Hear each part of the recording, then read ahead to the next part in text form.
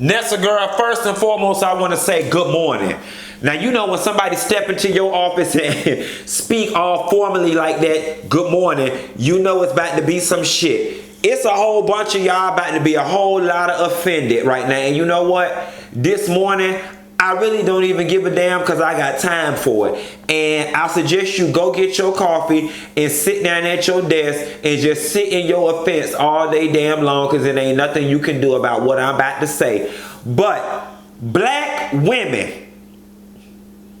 everything that happens in the world on a day-to-day basis, or everything that comes out of somebody's mouth, every thought, every song lyric, every plot in a TV show is not because somebody hates black women necessarily, or blaming black women necessarily, or expecting black women to be America's maid necessarily. Like, we've got to stop with this just massive conspiracy theory. And the thing about it is, by no means necessary am I trying to relegate, minimize, or undermine what black women in this country go through.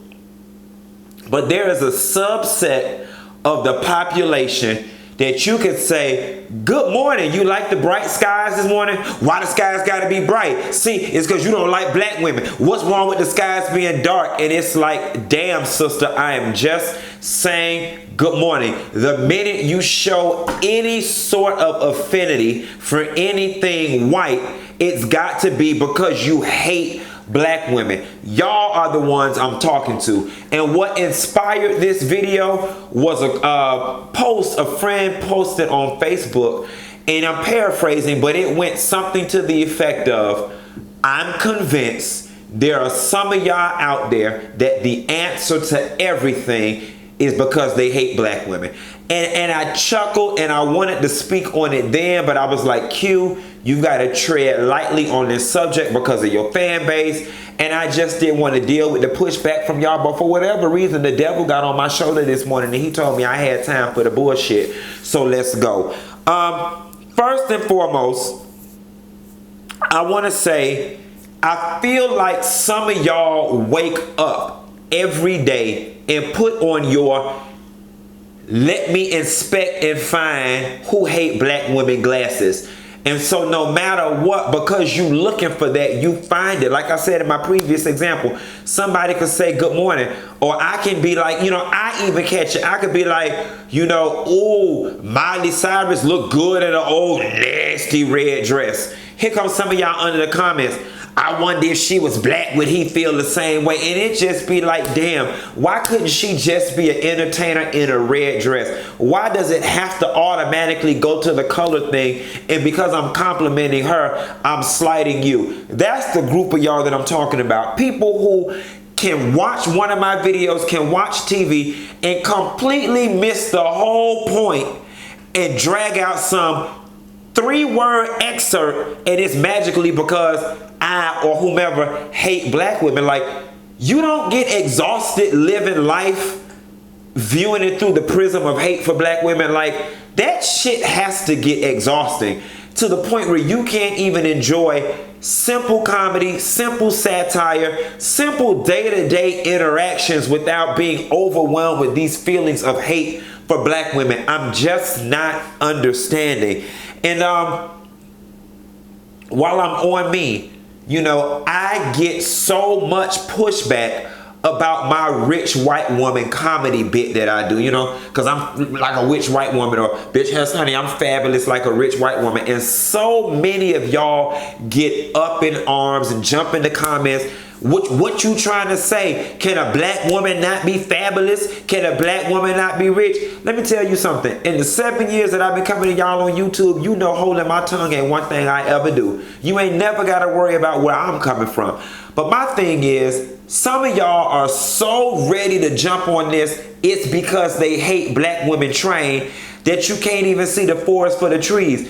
And if any of y'all knew anything as it relates to my rich white woman comedy bit, it has absolutely zero anything to do with black women or a comparison between white women and black women. And if you need proof, please go to your nearest Netflix account and watch Paris is Burning, where Pepper LaBeija eloquently explains the fascination between gay men and rich white women. And it has more to do with social constructs in this country and less to do with black women. Black women are nowhere in the equation when I do my rich white woman comedy bit. Pepper LaBeija explains that being gay, being black and gay in this country is you're relegated to being the lowest of the low. All right, your society's outcast. You are the black community's outcast. No one wants to deal with you. So in these scenes and atmospheres and environments where you're treated as the lowest of the low in your fantasy mind, just for 10 minutes of time, 30 minutes of time, you want to be what society deems the highest of the high. All right. And I am not by any means necessary saying white women are truly the highest of the high. But let's just look at it. In America, under our current system, under our current power structure, and under the current social constructs, the rich white woman is America's prize jewel and princess. She is the creme de la creme of America. So in that example, it ain't got nothing to do with slighting a black woman at all. She's nowhere in the equation.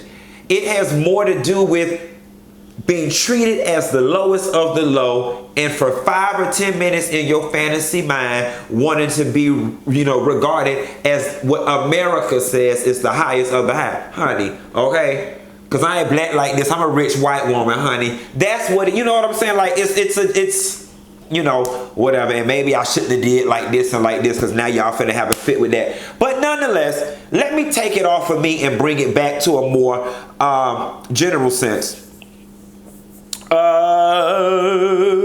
Let me see. I want to say this too about, my comedy bits and a lot of other comedy bits for those groups of people who are like the hate black women police. If you were as woke as you claim to be, you would be able to make the differentiation between satires, jokes, and reality. And while I understand that some jokes, some satire perpetuates negative stereotypes, I'm okay with that for the sake of comedy. For 24 hours a day, I don't think there is any one person who can just walk around being super woke and super conscious every second of their life. Because if we walked around being so damn woke, you ain't gonna never get no sleep. And being so woke, as crazy as this world is, you would be depressed. All right, I give myself permission and I give you permission to wallow in and enjoy for 30 minutes, playing around in stereotypes, turning stereotypes upside down on their face and laughing at them. It's just not that real. Like, every day does not have to be a fight the power we should overcome, let's be super woke day. Like, I'm just of the mindset that life is all about balance. And yes, I can champion all kind of causes and laugh at stereotypes related to those causes as well. It's called duality, and both can exist in the same space. But if you as woke as you said you is, you know that. Something else that I want to touch on, because as part of those, you see why he hate black women, everything, why the black woman got to clean it up. I get sick and tired of these particular super black women empowerment people feeling as if they are the only people in this world or in the black community that experience pain or have trials and tribulations. And I understand that black women are an underserved population. I understand for so long that they have not had voices, and I'm not trying to silence you. But if you think that's something, try being gay and black. You know what I'm saying? Not to try to trump your pain, not to say that one person's pain is bigger than the other, but what I'm trying to say is, sis, while I might not understand the world through the eyes of a black woman, I understand what it's like to be marginalized. I understand what it's like to be stereotyped. I understand what it's like to not have a voice. I understand what it's like to be treated and relegated to nothing more than a sassy sidekick character or a second-class citizen. You see what I'm saying? So I think we've got to move to a place where we stop trying to one-up each other's pain. Oh, you got it bad. Well, I got it like this, and start recognizing the fact that the commonality that we share is pain, and let's move this thing forward together. But there's just, and it's not just black women when it comes to this, because there's certain gays that are super sensitive. And listen, pain is pain. And one person, listen, Life Jennings said it best. We've all been through the same thing on one level or another, and I truly believe that. I truly believe that your pain may have been inflicted by words, your pain may have been inflicted by circumstance, but bitch, at the end of the day, both of it is pain. So we can all relate on one level or another, and we have got to cut out this trying to one-up people with their pain. Well, yeah, that's your struggle. Well, if that, well, yeah, well, try it. Like, it's I don't know. It's pathetic. But something else, lightening it up just slightly before we get real deep. If you've made up in your mind that a certain person, a certain show, a certain group of people hate black women, got this conspiracy either consciously or subconsciously, then why do you keep exposing yourself to the very thing that brings you trauma? You know what I'm saying? And that goes for me and any other thing. If you're one of those people in my comment section that have already made up in your mind that I dislike black women, I have a thing for them, I think lower of them, then why do you continue to watch me? And that's just something I don't understand. Case in point, Dr. Umar Johnson. When I first got introduced to Dr. Umar Johnson, I thought and still think that that brother has a phenomenal mind. He says some very, in my opinion, negative things that are detrimental to the well-being of gay people. And for that, I no longer care for Umar Johnson. So I don't watch any of his stuff. I wouldn't give a damn if they say Umar Johnson sits down with President Obama. I just keep scrolling. Granted, every video he has doesn't say anything negative about gay people, but I have no way of knowing that until I watch it. And I don't want to run the risk of being upset. So I just don't watch his stuff. And that's what I'm not understanding about some of y'all. It's like you say these people, these spaces don't welcome black women, but then you keep making yourself present in these spaces. I don't get it. And that applies across the board to just people as a whole. Why you keep going where you not want it? You feel that you're not wanted, you feel that you're not respected. Why do you keep returning? You know what I'm saying? That's the thing that gets me. So then it makes me ask the question, do you really feel that way about said author, said whomever? Or are you just hurling this out because it's the trendy, fake, woke thing to do this week? I don't get it, and you have to ask yourself that question. But I don't enjoy being upset. It's an emotion that I rarely experience because I do everything in my power not to feel it. So if you know this person bringing a flavor that you don't like, go eat somewhere else. I mean, it really is that simple. But I want to get on one that's going to really ruffle a lot of y'all fellas. Interracial dating. And a really good friend of mine from college the other day, who actually has a PhD in, I think, psychology or sociology, one or two. She posted something on Facebook as it related to interracial dating. And the basic premise of her post was, when you strip down all the reasons that black women, you know, get upset, are affected, or have negative emotions when it comes to black men dating outside of their race, when you strip all of that away, the root of it is pain. And I got that, and we had a very open dialogue where I was able to explain and ask a lot of questions. And I want to have this same dialogue with you guys. But there's one thing that I do want to point out to the fake woke movement, to the everybody hates black women movement. Every black man that dates outside of his race doesn't hate black women, doesn't have disdain for black women, doesn't think less of black women. Have you ever gotten outside of your own ego and considered factors as to why this brother might be with this woman?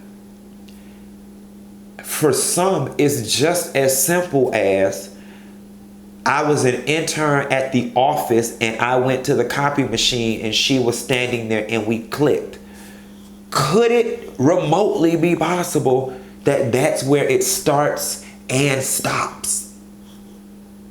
Food for thought. Another point I want to make too is that there are a lot of factors, nature and nurture, that go into people's attraction. Now, again, yes, there is a group of men who think other women are better and who look down on black women and think white women are better and don't want a black woman. But y'all, that's not all of them. And I don't have any scientific data to back this up, but I am willing to bet that it's not most. I don't think it's most. The other thing that I have to say about the interracial dating part, and this may come off a little insensitive,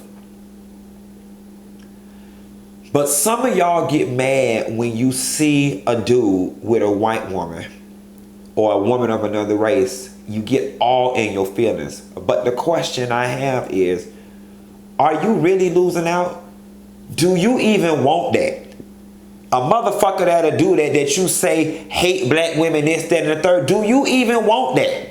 You know what I'm saying? Like my friend that I was talking to, she tried to, people whenever they have arguments with me and other gay people, they think by putting it in gay terms, it'll make me understand better. And so my friend was like, well, it ain't just women. What about, black athletes? You know, that black athlete, when he went to the NFL and he got signed, and the first thing he did was ran to the arms of that white man. And I said, you know what? That shit didn't bother me at all, because when that motherfucker opened his mouth, I said he had to run over there to that white man, because wouldn't no black man put up with his ass. Okay, like some of these men that y'all be complaining about that be leaving and going and getting white women ain't worth the shit you wipe your ass with anyway. So again, what is the true root of this whole situation? Not to mention, statistical data has shown that this whole black men wanting white women or not marrying, black women is not as large of an issue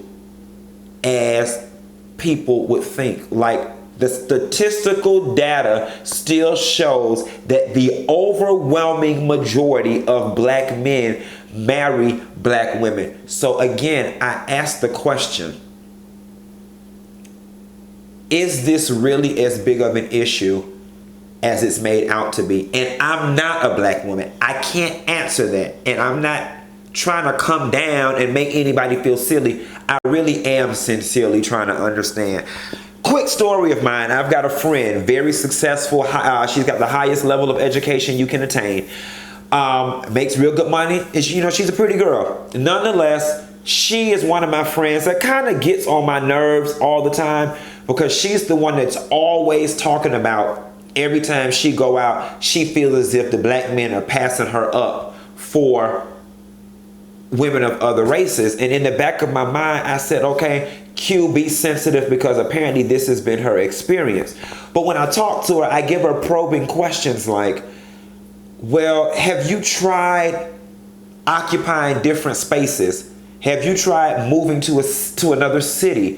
Have you tried this, that, and the third? And her rebuttal is always no, no, no. And the thing about it is, people who are like mind, of like energy, hang in the same spaces. If you keep running into this kind of person in this type of space, then you need to move out of that space. That's my logic. Nonetheless, she went to the gym one day, was working out. She saw a dude, a black guy, that was actively engaging two non-black women. I don't know what race they were. They were non-black or whatever. And she was saying that, okay, I come to this gym every day, and he never spoke to me. And this overwhelmed her so much that when the gentleman walked outside, she made it a point to walk outside behind this man that she did not know and ask this man basically what is it that he sees in them that he didn't see in her, or why is it that he was talking to them. And the guy turned around and was basically like, I really don't know. I mean, they seemed friendly and we just struck up a conversation, and that's where it started and it stopped. So when she finished telling the story, I asked this question, and I wasn't trying to be mean.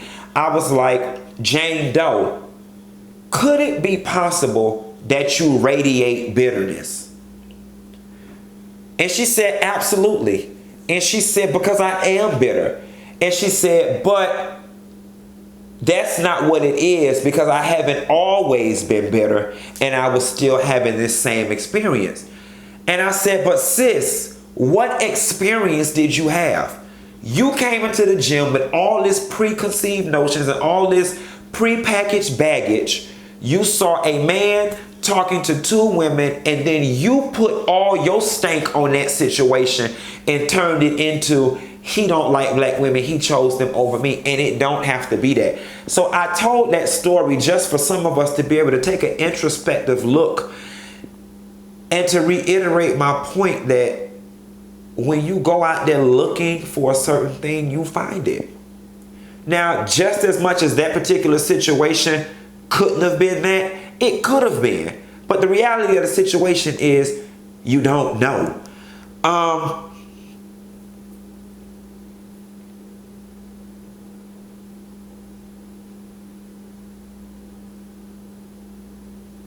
Wow, I had a lot of notes, but I think I covered them for the most part. I think there was one other point that I wanted to make.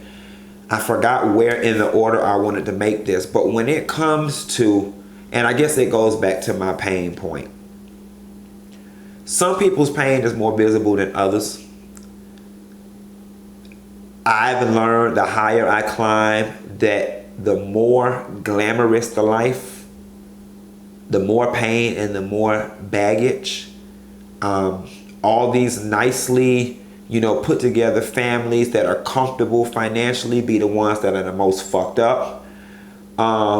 In my opinion, while y'all accuse me of coveting the rich white women and so on and so forth, the rich white women be the ones that be the most fucked up. They be rich, ain't never worked, husband don't pay their ass no attention, be in there popping pills like crazy, kids be talking to them like shit. You know what I'm saying? So that's their pain. You got the Mexican women, they be popping out all them, this is so stereotypical and whatever, but be popping out all them damn kids. And we already know that domestic abuse is very high in the Mexican community, okay? You got the Italian women that just ain't got no control of their damn bodies and be having to pump out 10 kids. You got the Indians and the Africans that be in relationships of arranged marriages. So listen, women across the board have issues. Men across the board have issues. We all have issues. And just to close this out, I understand, sis, that you got your pain, but sometimes it just ain't about you.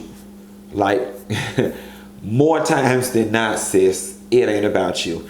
Y'all jump down in these comments, bitch. Let's argue, fuss, and fight, because I know this finna ruffle up a lot of y'all feathers this morning, and I don't give a damn. And just so you know, I'm coming back later on this afternoon with another good video about the dynamic between the black woman and the black gay boy. All right, we're gonna have some fun with that one, because I'm gonna wear y'all ass out on that one. And I'll call you later, girl. Bye.